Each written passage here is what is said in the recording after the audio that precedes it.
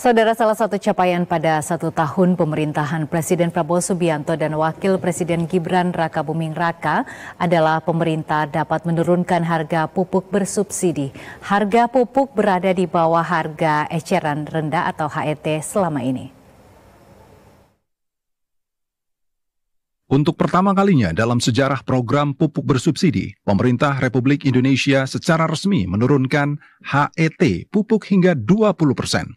Langkah bersejarah ini bertepatan dengan 1 tahun pemerintahan Presiden Prabowo Subianto dan dilakukan tanpa menambah anggaran subsidi dari APBN, melainkan melalui efisiensi industri dan perbaikan tata kelola distribusi pupuk nasional. Penurunan ini meliputi seluruh jenis pupuk bersubsidi yang digunakan petani. Mentan Amran menyampaikan bahwa kebijakan ini merupakan pelaksanaan langsung dari arahan Presiden Prabowo Subianto untuk memastikan ketersediaan pupuk dengan harga yang lebih terjangkau bagi petani. Ini puluhan tahun kita bongkar atas perintah Bapak Presiden. Hasilnya adalah menarik, ada yang aku lupa satu, sekarang turun biaya 20%, ada tambahan volume 700.000 ton tanpa menambah biaya. Inilah yang diinginkan revitalisasi Bapak Presiden. Perintah kami langsung dan petani menikmati. Bahkan ada volumenya subsidi 1 juta ton, bisa. Ya 700 enggak apa-apa. Yang terpenting biaya tetap, turun harga untuk petani kita, padi saja. Itu 29 juta dengan keluarganya 100 juta lebih. Itu turun 20%. Hasil revitalisasi tata kelola pupuk bersubsidi menghasilkan efisiensi besar bagi negara. Melalui pembenahan sistem, pemerintah berhasil menghemat anggaran hingga 10 triliun rupiah, menurunkan biaya produksi pupuk sebesar 26%, serta meningkatkan laba PT Pupuk Indonesia Persero hingga 2,5 triliun rupiah pada tahun 2026, dengan proyeksi total keuntungan mencapai 7,5 triliun rupiah. Revitalisasi ini juga berpotensi menambah volume pupuk bersubsidi sebanyak 700.000 ton secara bertahap hingga 2029. Saudara, 4 dapur makan bergizi gratis MBG mengajukan sertifikat layak hygiene sanitasi sebagai bagian dari program pemerintah. Untuk mengetahui informasi selengkapnya, kita telah terhubung dengan reporter TVRI Ganjali langsung dari Denpasar, Bali. Ganjali, selamat siang. Ini bagaimana proses pengajuan sertifikasi ini?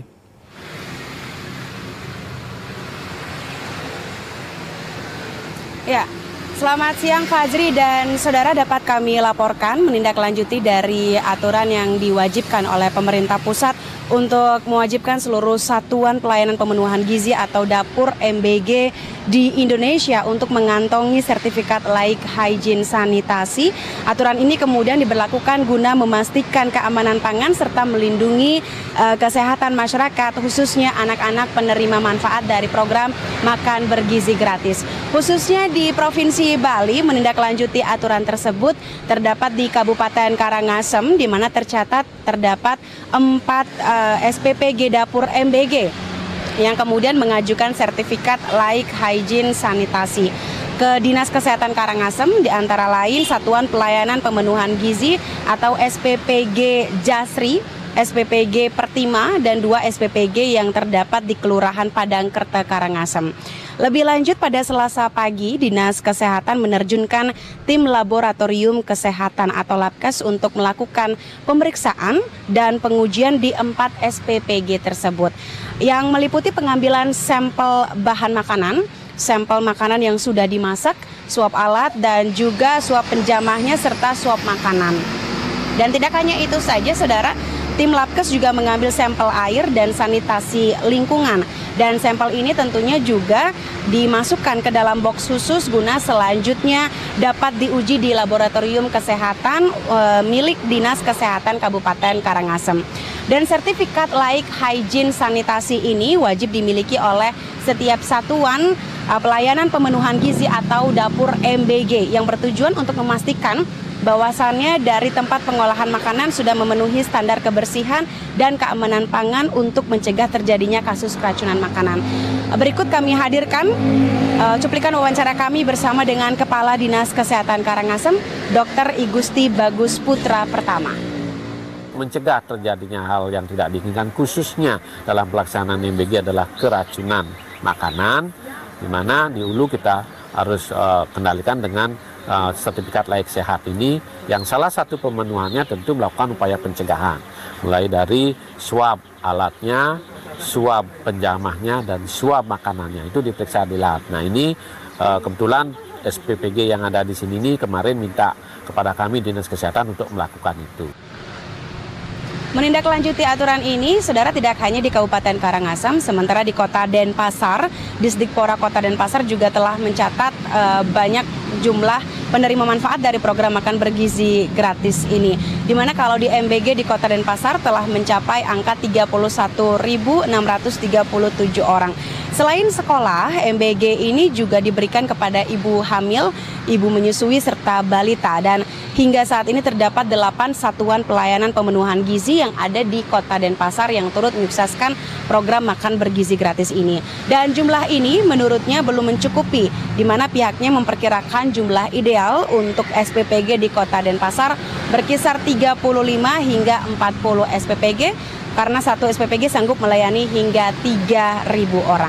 Demikian yang dapat kami laporkan dari Bali. Kembali ke Fajri di studio. Baik, Ganjali, terima kasih atas informasi Anda. Selamat kembali bertugas.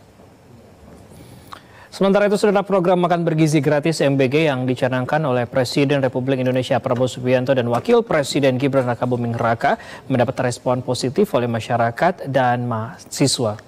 Dan untuk mengetahui informasi selengkapnya, kita telah terhubung dengan reporter TVRI Erlangga Rokadi langsung dari Makassar, Sulawesi Selatan. Erlangga, selamat siang. Ini bagaimana antusias para masyarakat dan juga siswa dengan adanya program MBG ini saat ini?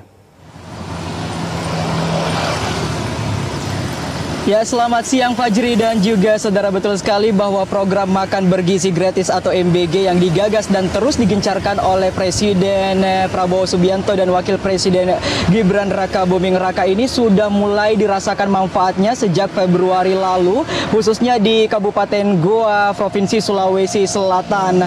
Melalui program ini setiap siswa mendapatkan jatah makan siang bergizi di sekolah secara gratis setiap harinya. Dan ini terlihat juga di Kabupaten Goa seperti di SMP Negeri 4 Sungguh Minasa Kabupaten Goa yang sangat disambut antusias oleh para siswa dan juga guru. Sejak menerima MBG atau paket makan bergizi gratis ini, para siswa tidak perlu lagi repot untuk menyiapkan bekal oleh para orang tua mereka di rumah masing-masing, dan juga sudah jarang terlihat para siswa ini membeli jajanan di luar sekolah. Selain memberikan makan bergizi gratis, menu yang disajikan juga disesuaikan dengan kebutuhan nutrisi para siswa sesuai dengan siswa masing-masing yang mendapatkan makan bergizi ini agar tetap seimbang dan juga sehat.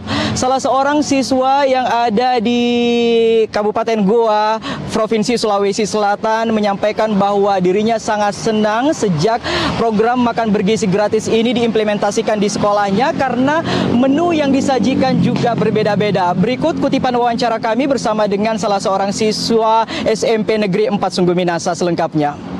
Rasakan setelah hadirnya MBG ini adalah banyak anak-anak sekolah yang awalnya tidak membawa bekal dan tidak makan, tapi semenjak ada MBG ini anak-anak yang tidak membawa bekal sudah mulai makan, dan gizinya dan kesehatannya juga terjaga akibat program makan bergizi gratis ini. Kalau menunya ya sangat bervariasi, kayak hari ini ayam, besoknya juga beda lagi. Beda ya, jadi tidak bosan untuk makan. Iya, bervariasi. Katanya sempat ditambah juga di sampai kemarin berapa? MBG-nya dari awalnya cuma sampai 5 hari, sekarang ditambah sampai 6 hari. Itu kita bersyukur sekali ya ditambah kita. Iya, kami sebagai anak sekolah Indonesia, kami sangat mensyukuri program makan bergizi gratis ini, karena dengan adanya ini banyak anak sekolah Indonesia yang tidak membawa bekal jadi bisa membakar MBG ini. Sementara itu, Kepala SMP Negeri 4 Sungguh Minasa Kabupaten Goa menyampaikan bahwa MBG yang ada di sekolah ini sudah berjalan selama 8 bulan dan telah dirasakan manfaatnya kepada 1.300 siswa. Dan dapat kami informasikan bahwa sudah ada 26 SPPG yang tersebar di beberapa kecamatan, yaitu Kecamatan Somba Opu, Parangloe, Bajeng, kemudian Kecamatan Palangga dan juga Kecamatan Bungaya serta Kecamatan Barombong. Fajri, kembali ke Anda di studio. Baik, Erlangga Rokadi melaporkan langsung dari Sulawesi Selatan. Terima kasih, selamat kembali bertugas. Saudara, peningkatan permintaan sayur di kelompok tani perempuan meningkat karena adanya program makan bergizi gratis dari program pemerintah. Informasi selengkapnya akan disampaikan langsung oleh reporter TVRI Diki Balo langsung dari Kupang, Nusa Tenggara Timur. Diki, selamat siang. Ini apa dampak yang sangat dirasakan oleh masyarakat khususnya petani dengan adanya MBG ini?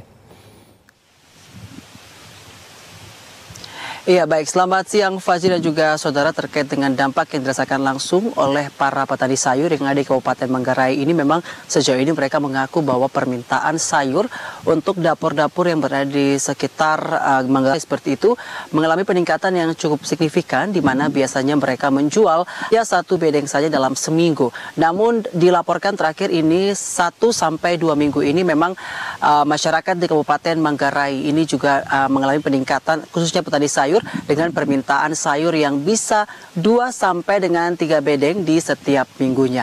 Hal ini menunjukkan bahwa memang program makan bergizi gratis yang dicanangkan oleh Presiden Prabowo Subianto sangat membawa dampak positif bukan saja kepada siswa-siswi namun juga bagi para petani sayur yang ada di Kabupaten Manggarai. Saudara, dapat kami informasikan bahwa Maria Fatima Indira selaku petani sayur yang tergabung dalam kelompok tani wanita di Kabupaten Manggarai mengaku bahwa permintaan yang cukup tinggi ini membuat mereka awalnya kewalahan, namun memang dengan sistem yang dibuat secara teratur sehingga distribusi sayur ke dapur-dapur yang berada di Kabupaten Manggarai ini sudah cukup terarah. Nah, saudara, untuk mengetahui pengetahuan lengkapnya, mari kita simak bersama cuplikan wawancara kami dengan petani sayur asal Kabupaten Manggarai, Maria Fatima Indira berikut ini.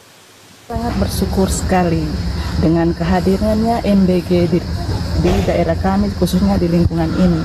Kami terbantu sekali, khususnya dalam hal pertanian.